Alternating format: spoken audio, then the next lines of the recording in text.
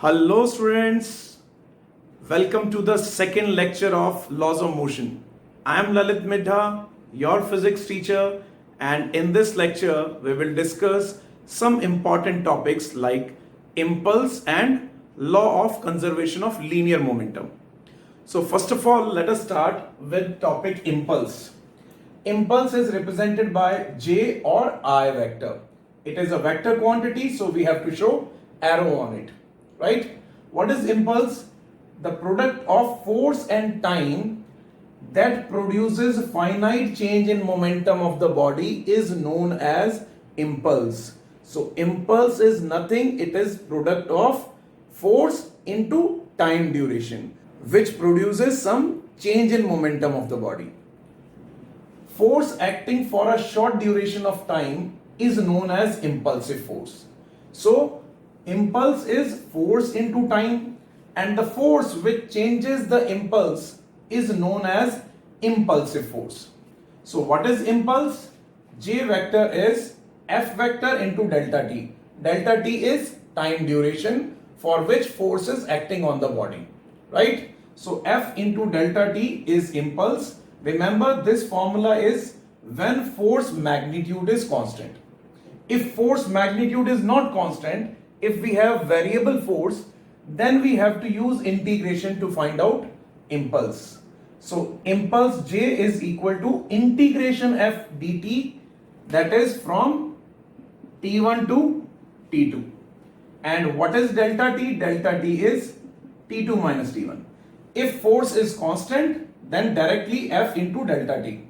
If force is variable, then integrate it from T1 to T2. And what is the graphical meaning of integration? Graphical meaning of integration is area under the graph. So area under force time graph will give us the value of impulse. Important point. Right? Next, impulse is a vector quantity and its direction is along the direction of force.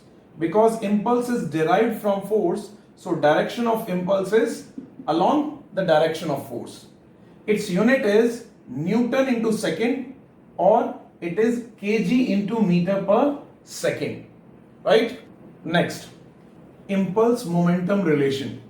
Let us form relation between impulse and linear momentum. According to second law of motion, force is equal to delta p by delta t. So what is F into delta t? F into delta t is delta p, change in linear momentum. According to definition of impulse, what is F into delta t? It is impulse. So if we compare these two relations, what we will get? We will get impulse is equal to change in linear momentum. Final momentum minus initial momentum. And this relation is known as impulse momentum theorem, and it is very important for this chapter. Right? We have to remember that impulse is always equal to change in linear momentum and F into delta t. Now let us take some special condition. If delta p is constant, that means change in linear momentum is constant, then F into delta t is also constant. So force and time duration are inversely proportional to each other. So for constant change in linear momentum, force is inversely proportional to delta t. If time duration is less to create the same change in linear momentum, then more force will act between the two bodies. If time duration is more to create the same change in linear momentum, then less force will act between the two bodies. To understand, let us see some examples. In cricket, wicketkeeper always catches the ball in this way. He always moves his hand in backward direction. Why? To increase the time duration of catch. Here change in momentum is fixed. Initial momentum of the ball is mv. Final momentum of the ball is 0. Now you can stop the ball in very short time, or you can take more time to catch the ball. If you take more time, if you increase the time duration, then there will be less force between ball and gloves, then there will be less chance to drop the catch. You want to see practically? Okay.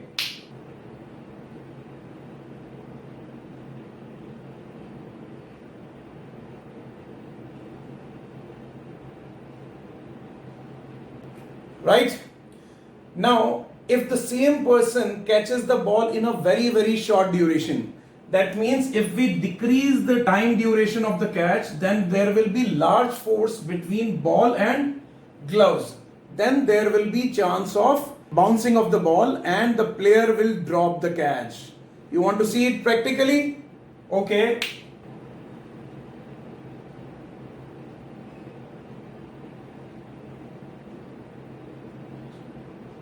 Okay, now let us see the second example. Shock absorbers or shockers. What is the work of shockers? To absorb jerks. This spring of shocker will compress and it will increase the time duration. So when we have more time duration to transfer the force, then less force will be transferred to the rider. Right? You can see in this animation also.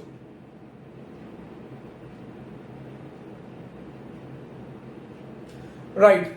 Now let us see the third example. Third example is if this person jumps on a cemented floor. What will happen? This cemented floor will stop this man suddenly in a very short time. So when time duration is very less, very large force will act between the person and cemented floor. And immediately we have to shift this person to the hospital. Why? Because there will be lots of fractures and I will not show you this practically, right? Next, the same person jump in a swimming pool full of water. What will happen? The time duration will be more time duration to stop this person, less force will act between water and person, right? All these are examples of impulse momentum theorem. There are some more examples like collision. Collision between the two cars, time duration is very less. So large force will act between the cars, which causes lot of damage in the car. Other examples, we always wrap crockery items with bubble sheet or with newspaper. Why? Because newspaper or bubble sheet or this foam sheet will increase the time duration of collision and less force will act on glass items, right? So these are some examples of impulse momentum theorem. I hope you understood these examples, right? Next, let us see some problems based on impulse momentum theorem. First problem is force acting on the particle of mass 120 gram moving with speed 750 centimeter per second is shown in the figure. So this is the force acting on the particle. This force is non-uniform, increasing, constant, then decreasing, and the time duration is from 0 to t, not second, 10 raised to power minus 2 seconds, right? Now they are asking if velocity of the particle become 250 centimeter per second along the direction of the force, find the value t. So here direction of force is not given to you, but you can see initial speed is 750, final speed is 250. So here speed is decreasing and final speed is along the direction of force. That means this force is acting in opposite direction, which decreases the speed of the particle. So let us take particle is moving towards left side because in diagram they are giving us positive force. They are giving us positive force. So I am taking force in right direction positive, initial velocity of the particle in left direction. That is 750 centimeter per second. So this is minus 7.5 meter per second. Starting time t equal to 0. And force is acting from 0 to t second. So after t second, its velocity is in the direction of force and that is 2.5 meter per second. Right? Now we know the area of this curve or this graph will be equal to impulse. Impulse is integration f dt. You can represent it with j also. Integration f dt is area. And this is a trapezium. How to calculate the area of trapezium? The area of trapezium you can easily calculate by using this formula. Sum of parallel sides. These two are parallel sides. This length is from 8 to 14. This length is 6. And from 0 to t, this length is t. Area of trapezium is sum of parallel sides 6 and t divided by 2 and multiply the perpendicular distance between the two parallel sides. Perpendicular distance is 10. Multiply it with 10. So this is the area of the trapezium. Sum of parallel sides divided by 2. Multiply it with the perpendicular distance. So area of this graph is impulse. And impulse here is half 6 plus t. Time is 10 raised to power minus 2. So you have to multiply it into 10. Here also let us multiply 10 raised to power minus 2. So this is the area or this is the impulse. And impulse is change in momentum. What is the final momentum? Final momentum is mass into 2.5. What is the initial momentum? Initial momentum is in negative direction. So that is mass into minus 7.5. So final momentum minus initial momentum minus become positive. So after solving it and putting the value of mass is 120 gram. Gram is 10 raised to power minus 3 kg. Solve this equation, you will get time equal to 18 seconds. Right? Next question. Position time graph of a particle of mass 4 kg is given to you. So this is basically displacement time graph. Displacement and time graph. Now they are asking find out the impulse at t equal to 0 and impulse at t equal to 4 seconds. Assuming that this is a straight line motion. So impulse we have to calculate at this point and at this point. What is impulse? Impulse is change in momentum. So let us check here momentum is changing or not. Before t equal to 0, velocity is 0. How to calculate velocity from displacement time graph? Slope.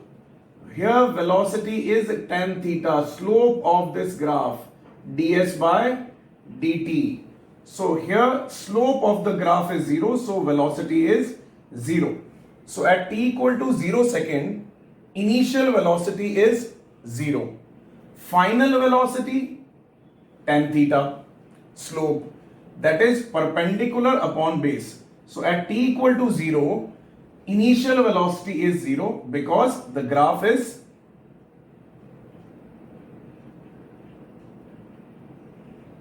displacement is 0. So slope is also 0, velocity is also 0. Final velocity is tan theta, that is perpendicular upon base, that is 3 divided by 4. So initial velocity and final velocity both are known to us and they are asking impulse. Impulse is what? Change in momentum. Final momentum minus initial momentum. Final momentum is mass is 4 kg given in the question. So put 4 kg. Final velocity is 3 by 4. Initial velocity is 0 at t equal to 0 second. So what is the impulse or what is the change in momentum? It is 3 kg meter per second. Now let us calculate impulse at t equal to 4 second, this point. Before 4 second, we have some slope. That means we have some velocity, non-zero velocity. But after 4 second, we have slope 0. That means final velocity is 0. Right? So here initial velocity is non-zero, final velocity is 0. Let us calculate the initial velocity. Initial velocity is again slope of the graph. Before 4 second, what is the slope? Slope of the graph is 3 by 4. Tan theta is 3 by 4. That is velocity of the particle. Velocity of the particle is 3 by 4. Final velocity of the particle V2 is 0 because slope is 0. So here also we have initial and final velocity. So at t equal to 4 seconds, what is the impulse? Impulse is mass into final velocity minus initial velocity. So m is 4 kg, 0 minus 3 by 4 is minus 3 kg meter per second. So this is the impulse at t equal to 4 seconds. Understood? Next problem. In this problem, force time graph is given to you and they are asking find out the change in linear momentum. We know change in linear momentum is equal to impulse. And whenever force time graph is given to you, then area under the graph tells us impulse. So if you see the area properly, this is a negative area because of negative force. So this is a negative area and this is a positive area. According to the symmetry, they will cancel out each other. Here again area is positive, here area is negative. So according to the symmetry of this graph, we can say positive area and negative area both are equal. So net area is 0. Net area is 0. Negative area tells us negative value of impulse. So negative, positive, positive, negative, they will cancel out each other. So change in momentum is also 0 here. Next problem. They are saying position time graph of mass is given to you 0.04 kg is shown in the figure. Find time between two consecutive impulses and also find out the magnitude of impulse. So we have to find out the time duration between two consecutive impulses. So let us see this graph. This is a position time graph. This is in centimeter and here it is in second. So you can see that velocity of this graph is tan theta or slope of the graph. So if you see this graph properly, the slope of the graph is changing at t equal to 2 seconds, positive slope, negative slope. Again it is changing at 4 seconds, negative slope, positive slope.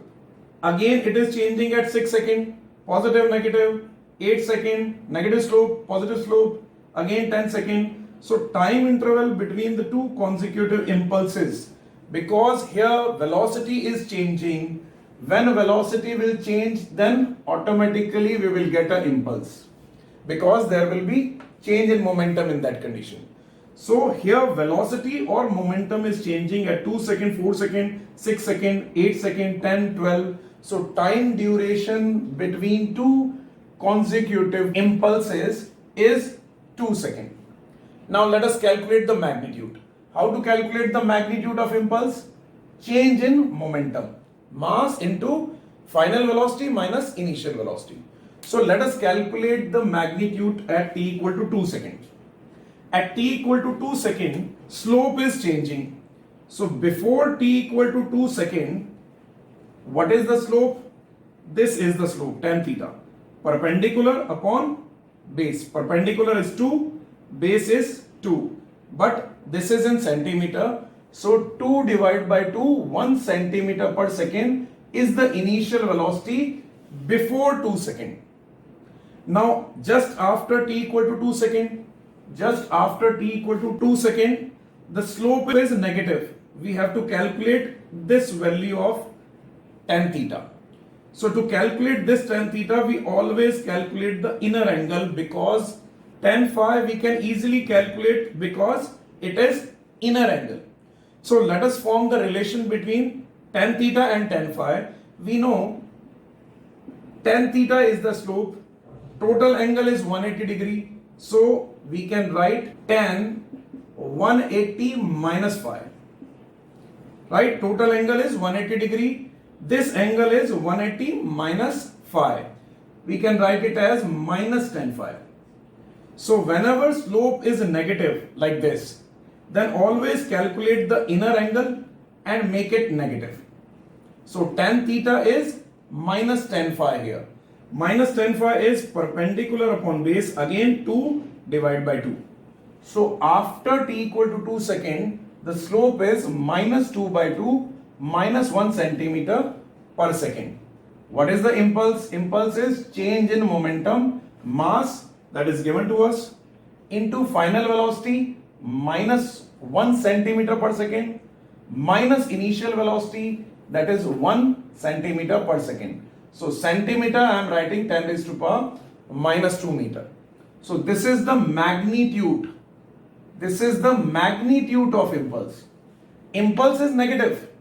It will be minus 8 into 10 raised to power minus 4, but they are asking magnitude. So 8 into 10 raised to power minus 4 kg meter per second is the impulse. Next problem. A player caught a ball of mass 150 gram moving with speed 20 meter per second. Time duration is given to you 1 second. What is the force exerted by ball on hand? This is the problem. Now velocity of the ball is 20 and final velocity will become 0. Time duration 0.1 second. So how to calculate the force? Force is delta P by delta T. Mass given to you, final velocity 0, initial velocity 20. So put the value, this is force acting on the ball because we are calculating change in momentum of the ball. So force acting on the ball is 150 gram converted into kg 10 raised to power minus 3. Final velocity 0, initial velocity 20 divided by time. So when you solve it, you will get minus 30 Newton. That is the force acting on the ball. But the question is, what is the force acting on the hand of the player? That will be opposite plus 30 Newton. Right? Next.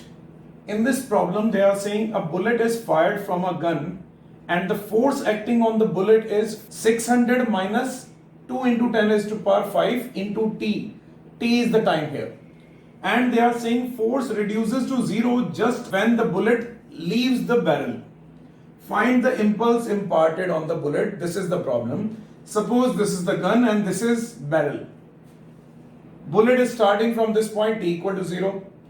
And this force is acting from this point to this point. When bullet just leave the barrel, the force becomes 0.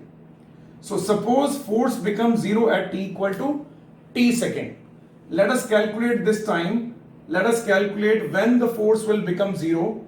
So F is equal to 0, 600 minus 2 into 10 raised to power 5 into t. So this force is equal to 0 at this time. So if you calculate the value of time, you will get 3 millisecond. So bullet will leave the barrel in 3 millisecond, and in this duration, this force is acting on the bullet. Right? So we know the time duration of the impulse from 0 to 3 millisecond. Now according to the impulse formula, it is integration f dt when force is not constant. This force is not constant. So I am not using f into delta t here. So we have to integrate f dt. Put the value of force. Force is 600 minus 2 into 10 raised to power 5 into t dt. Integrate it. What is the integration of 600 dt? 600 is constant, dt integration is t. And what is the integration of t dt? Integration of t dt, t power 1, integration is t power 2 divided by 2. This 2 and this 2 will cancel out. Now we will put higher limit of time. Higher limit of time 600 into t, 3 into 10 raised to power minus 3. 10 raised to power 5 into 3 into 10 raised to power minus 3 whole square. Minus lower limit is t equal to 0. So when you put t equal to 0 here and here, you will get 0. So after solving this, you will get impulse is equal to 0.9 Newton into second or kg into meter per second. Right? Next, a U-shaped smooth wire has a semicircular bending between A and B. This is a wire.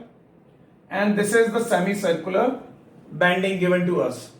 A bead of mass m moving with uniform speed v crosses this semicircular end. Right? This bead of mass m, this mass is m, crosses this semicircular portion of wire. They are asking what is the force acting on the bead in this time duration from A to B. Again, what is force? Force is change in momentum divided by time. So change in momentum is mass into final velocity minus initial velocity divided by delta t. So here initial velocity is in left side. So initial velocity I am showing it with minus v. Final velocity, this bead will move in this direction. So final velocity is plus v. When this bead will reach B point, then its velocity will be in right side. What is the time duration between A and B? We know this distance is given to you, that is the diameter. So if you calculate the radius of this semicircular arc is d by 2, half of diameter. And the length of this path is pi into r. So time taken by the bead to cross this semicircular arc is distance divided by speed. Distance is pi r, this is pi r, divided by speed is v. R is d by 2. So this is the time duration from A to B point. Now just put the values in the formula of force. Force is delta P divided by delta T. Delta P is mass into change in velocity. Final velocity minus initial velocity. Divide by this time taken. When you solve it, you will get 4 mv square divided by pi into d. This is the force acting on the bead, right?